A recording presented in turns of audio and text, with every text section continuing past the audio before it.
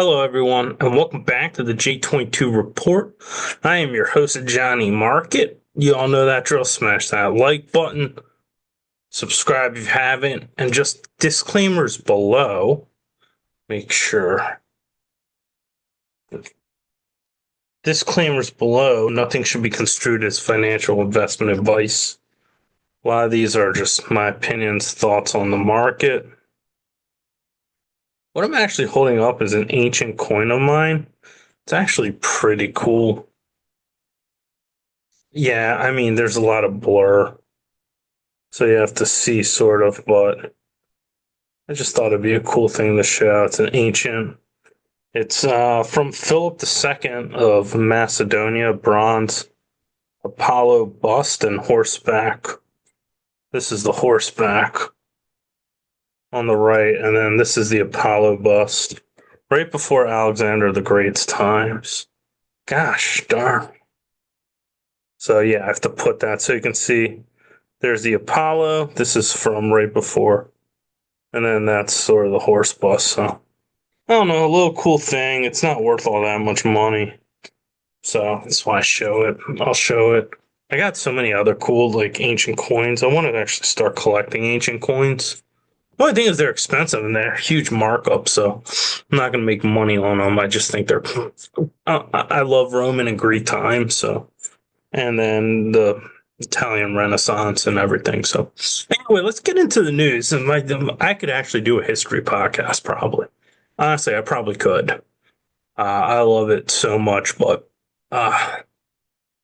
anyway, this is a market podcast, so let's get into the news. I decided to do one. This is just more of a big picture, sort of macro, sort of investing lesson. Something I'm doing for my new child too. I'd share my strategy a little bit. So anyway, so looking at this, I found this Tom DeMark, who I don't know who this person is, but they said a bear market rally's coming despite a recent rally, which I mean, can't say. This is a technical strategist. And said basically U.S. stocks are headed for another significant decline that could trigger a bear market. So he accurately predicted this year's top in February and the subsequent April low. Said technical warnings are. What have I said? Days of investing in the U.S. are probably over. My opinion, not financial advice. Said top sentiment, much technical damage has been done. Uses a proprietary system based on mathematics and trend exhaustion. It said anticipates S&P could drop this year below 4835. Now, generally speaking, bear markets need to sucker people in. And so dropping that quick, that fast, and then not really, you got to really sucker people in. One of the reasons I say the days of investing are over is I see 20-year-olds and 19-year-olds telling me buy the dip, buy the effing dip. I saw 20-year-olds bragging about their investment returns, and I was like, ooh, I used to be a teacher, if you want to know. I used to teach. I used to teach and tutor, so these were kids I tutored when they were little kids. They were like first grade, some of them were kindergarten. Some of them were like 5 years old in 2008, 9, 12 when I couldn't get a job after graduating college. And now they're, grown adults, high school kids, and they're buying and selling stocks. And I asked them what fundamental investing is. Now, one of them was smart. It said, I don't know. And I said, well, you're bragging about it on your Instagram. And he said, oh, I just look at the best management, and that's who I invest in, which is a smart strategy. But yeah, you want the best front offices. So anyway, let's go back.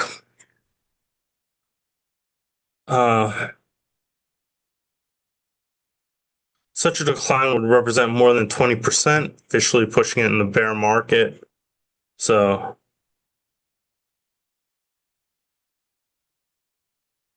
He said, this is interesting. Historically, markets don't bottom on good news like last month on positive trade developments. When conditions are terrible and investors give up, that's when, capitulation occurs. And I agree. Like, if you look at, let's just see if we can go to let's see, SPY. See if we can go to the spiders. See if we can do max. This is a seeking alpha. I'm going to get rid of it.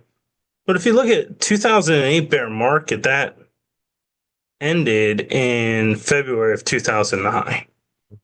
That happened during it ended in the middle of basically they call it '08, but that's when it began. But in the middle of the '08 crisis, it didn't end. And then the next real bear market, 2020, that ended in March of 2020. That's before the riots, before the summer of love, as they call it, before the looting, before what was the other one? And before the sickness, the poison shots and everything. So right in the middle. So I mean, yeah, bear markets end in the middle of bad news. And then when did the 2022? That ended sort of October of 2022, when the bear market was almost over. So if you look what he's saying, I mean, he's 100% right. Bear markets don't end on good news; they end on bad news.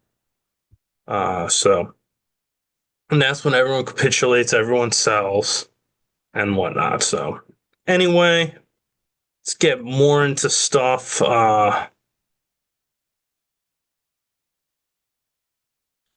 Goldman Sachs. This I found interesting. And I might do a video about why America was built by actually foreign investment capital in the 1800s and everything. It's not even today's. It's not, has nothing to do with today's. There's actually a lot of it from Britain. But Goldman estimates foreign investors are selling U.S. stocks big, but, isn't worried. And I mean, I read this, but it was February 2025. So now you have to go pro if you want to read articles, older articles. And this is what I said, the rise of nationalism is coming. I mean, Trump actually used that when they asked about foreign investment. He used national. So I think Donald Trump listens to my channel. Maybe he doesn't. I don't know. A lot of elite do listen to this channel. So I know, I actually do know that. So I mean, they don't agree with anything on it, but they do listen. They may laugh at it, but I mean, they listen. So, but yeah, Goldman. That's why I don't say everything I think. Goldman estimates foreign investors, and that's the thing. This is why one of the reasons this stock bull market's over. Foreigners were Foreign big money was instrumental to the bull markets, and they will be one of the reasons they'll be in like the petrodollar deal. That was instrumental to the U.S. Treasury bull market.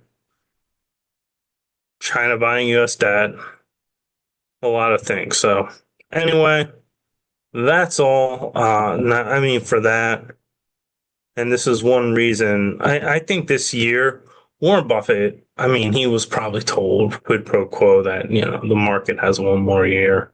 He gets access to info me and you don't get. But this is one thing that I love. I mean, I don't love this. I think this is horrible actually that it's happening. But US excess savings are completely gone. So from March 2020 to August 2021, 2.1 trillion excess savings were built to the historic stimulus, and they were all to the wealthy people.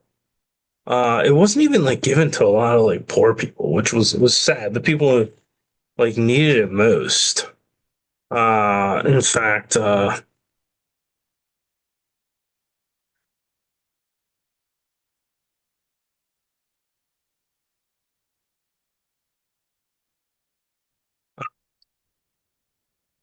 Like, I'll just give you one example here about the uh, PP loans. Mayweather Promotion and Oscar De La Hoya all got 350 to $1 million. So a lot of that COVID stimulus, that's where who it went to. Uh, yeah, if they really wanted the Doge, why don't they ask Floyd Mayweather and Oscar De La Hoya for that money back? Yeah. And then here's the other one. Tom Brady received about 350,000 to 1 million in PPP. Of course, they didn't have to pay it back. They want to save money. Why don't you ask them to? I'm sure Tom Brady has $1 million. I mean, with the sweetheart deals he gets, like, I mean, I think he's more than capable of paying that loan. But heaven forbid, heaven forbid, though, So yeah, that's where, uh, and that's why there's such wealth inequality. It's the government spending, giving corporate welfare during the. If you want to know why there's such, the poor and working class didn't really. They received what, a $500 check. Yeah. So anyway, but if you actually look at it from a general thing, we'll go back to. Sorry, it's just one thing that bugs me. If you're well connected, you get all the bennies. Uh, Excess savings that are built up are now depleted. And it's now down to actually negative 900 billion. Remember what I said, you're only as strong as your weakest link. Right here. So see if we can do more. Look at that. That's the savings. What comes after that? Bankruptcies. So anyway, that's why this bull market doesn't have much longer. And this is why the wealthy can't carry it anymore. And to show actually how bad the economy is, this is one thing I looked at. More Americans are claiming Social Security earlier. And this is just, they talk about how Doge going and gutting the administration, which I think plays a little bit into it. I mean, it's safe to say Doge was a failure. Government spending's up drastically. Nothing's going. I mean, none of the big wigs got in trouble. The only people were like the little people. It didn't do anything. It was a joke. But anyway, so this is one around end of January, more crazies. But I don't think it's really, and this is the other thing too, dramatic increase in applications. So we got all these big increases. This is gonna hurt the bond market because now these people who wouldn't have taken this over the next 4 years or 5 years or 6 years, they're now taking it, and Social Security spending is going to be up drastically. So, I mean, this is not going to be good. So, yeah, if you wait till 70, you have all these retirement credits. Well, I mean, how many people, get to live? Like, the average life expectancy is 6 years. So, like, the average life, and this is why it's so, they're like, oh, what a brilliant move. These people are taking Social Security at 63. This is going to save us in the long run. But average life expectancy, first of all, it's declining rapidly. In 2019, it was around 78. Now it's 77. This I don't buy, but you can see the big decline here. In the United Kingdom, it's actually going up. And if you look at this, for males, it's 74. Look at this, 74 years old. So if they waited till 70, they would only get it for like 4 years. But now they're getting at 63, and they're going to be getting Social Security payments for 11 to 12 years.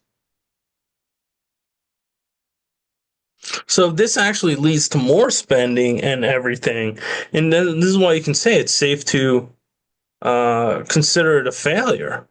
Because if they wait till 70, 4 years, and then, I don't like talking about people dropping off and dead and everything, but the average life expectancy. So, and the thing is, why are they doing it? They talk about, I don't buy that it's because of any of this. I think right here, job loss, rising costs, and that's why. People need a second income. Well, let's say you're 63 and you're working at two jobs. Well, I have all this debt. I need an extra income. Why don't I just file for Social Security? I can't wait till I'm 70. I need money. I need money now. Rising costs, job. Oh, let's say you lost your job. So you lost your job. Yeah, you lost your job. Unemployment. It doesn't pay that much. It's like a fraction. My wife was on unemployment, and I got a job quickly. I actually was denied. I wasn't denied unemployment. I moved to another state, so I couldn't actually file. But I was eligible, but because I was, but job losses. Let's say you lose your job, and unemployment's running out, and everything else. Well, here you go. And you're 63, 64, age discrimination, no one's hiring you, file for Social Security or rising costs. Let's say you do have a job, and let's say you got a pay cut, or let's say your hours were reduced. Well, I need to make up this income somewhere. You're 63, 64, how many extra hours can you work? Well, yeah. So I think this shows that there's less jobs.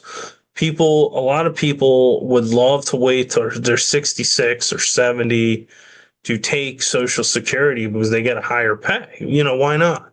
You work a job, you delay, it's delayed gratification, but you lose your job and you don't have an income. Maybe there's age discrimination. A lot of people, I think it's more the economy. But let's go into the updates. I talk about the auto loan bubble. Just go into little things. Average new car payment, $742 a month. Now that is down from Q4 of 2023.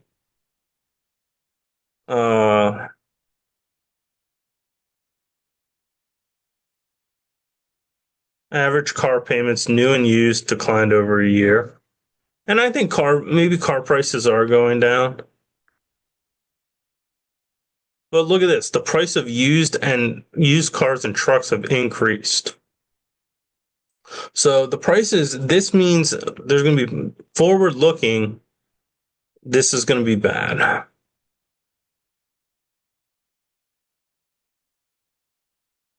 So, and then auto loans, second largest category behind mortgages. So this is the other thing. I paid off all my auto loans, so maybe I'm hurting the numbers. So took out $175 billion in new auto loans. And look at this. Americans are taking many years to pay back their auto loans. The average term loan is 68 months, 67 for used. But here's what it is. Auto loan delinquency are up compared to the year ago. There it is. They see, this is the thing about Lending Tree. They love to flush it with, fake statistics like this and all this other stuff, but here's the reality. Delinquencies are rising. 4.8% was at least late, up 15%. So look at this. Subprime or subprime vehicle financing. So there it is. Delinquencies are rising. This is not going to go away. I think it's one reason the stock market has been correcting is this, the delinquencies. Your auto loan defaulted. You don't have credit. You're looking now to cut any cost you can.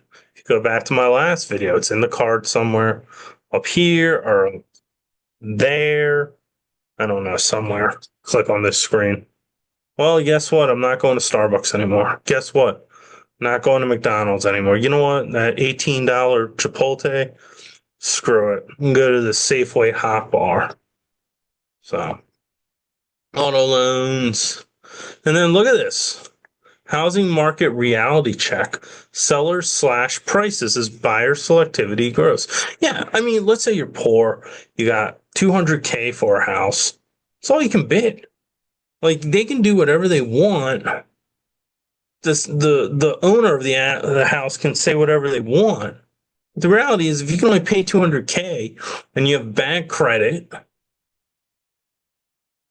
yeah, there's only so much you can buy. You can't, and until that owner goes down to that $200K price, they're not getting rid of that house.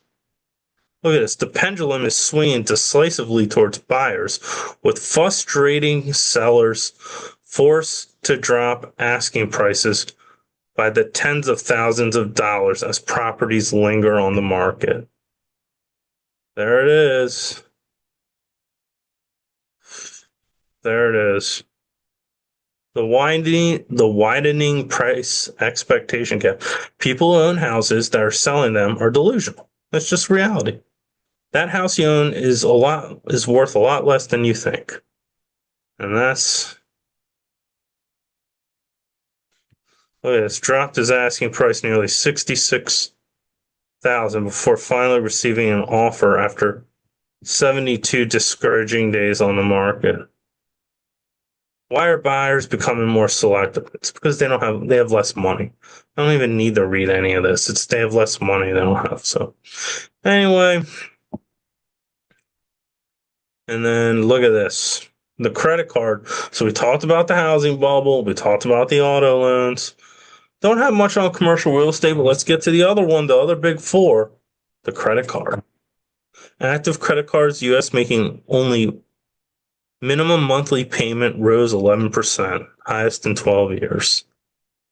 So the highest in 12 years of people making just the minimum. Consumer stress is high. So, yeah, I was going to do something about dividend stock, but I'm not going to do it. I'm a little tired. Remember, nothing should be construed as financial investment advice. I just want to do an update on the things in the markets and everything going on. I hope you enjoyed it. Have a nice week. Remember the disclaimer, not financial advice. I'll see you next video.